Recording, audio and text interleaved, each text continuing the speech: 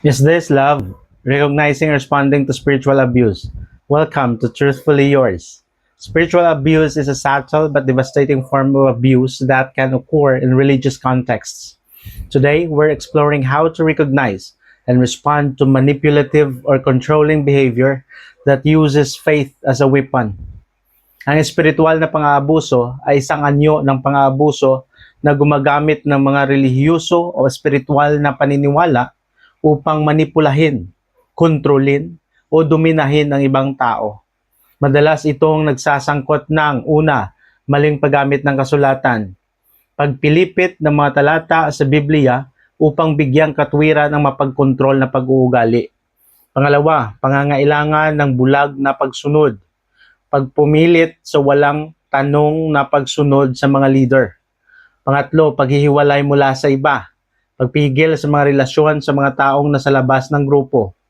Pangapat, pagkontrol ng impormasyon, paglilimita sa pag-access sa labas na impormasyon o pananaw.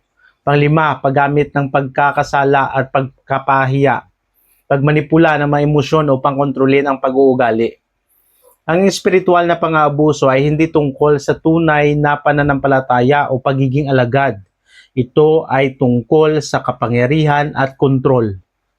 Factual claim, ang spiritual na pang-aabuso ay maaaring magkaroon ng mapanirang epekto sa mental at emosyonal na kalusugan na humahantong sa pagkabalisa, depresyon at isang baluktot na pananaw ng Diyos. The Bible calls us to respect authority, but it also emphasizes the importance of love, freedom, and discernment. 2 Corinthians 3:17 says, "Now the Lord is the Spirit, and where the Spirit of the Lord is, there is freedom." This verse reminds us that true faith leads to freedom, not bondage. 1 Peter 5:2-3 says, "Shepherd the flock of God that is among you, exercising oversight, not under compulsion, but willingly, as God would have you, not for shameful gain, but eagerly, not domineering over those in your charge, but being examples to the flock." This verse instructs leaders to serve with humility and love, not to dominate or control. Jesus warned against those who devour widows, houses, and for a pretense make long prayers. Mark 12:40, highlighting the dangers of religious hypocrisy and exploitation. Paano natin makikilala at tutugon sa espiritual na pang-aabuso?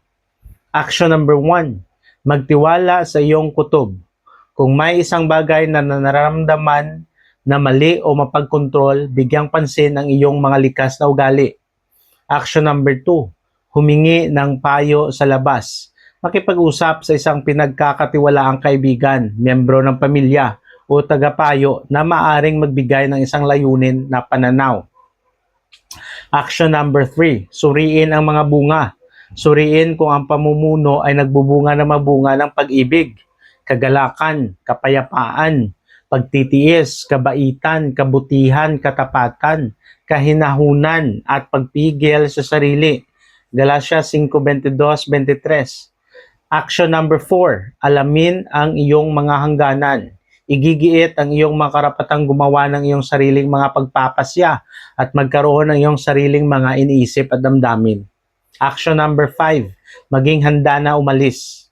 Kung ikaw ay nasa isang spiritual na mapang-abusong sitwasyon, maging handa na umalis para sa iyong sariling kaligtasan at kagalingan. Action number 6, iulat ang pang-aabuso.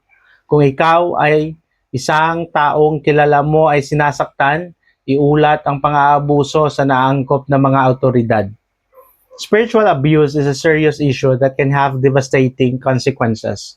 By being aware of the signs, trusting our instincts, and seeking support, we can protect ourselves and others from this form of manipulation and control. What do you think? What are some other warning signs of spiritual abuse? Share your thoughts in the comments below and let us know what other topics you want us to explore on Truthfully Yours. Thanks for watching. God bless you.